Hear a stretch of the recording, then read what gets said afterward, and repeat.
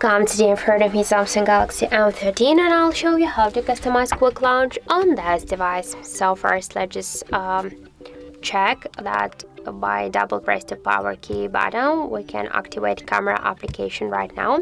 And if you want to change the camera, for example, to another app, we should launch the settings application and scroll to the advanced features, then click here to the side key and switch quick launch camera to open app. After that, we can see here the list of the applications which we can just launch to just to apply to the power key button by double press here.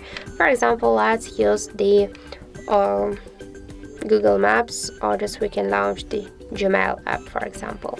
And now let's just try it. Now we can see that the Gmail application successfully activated.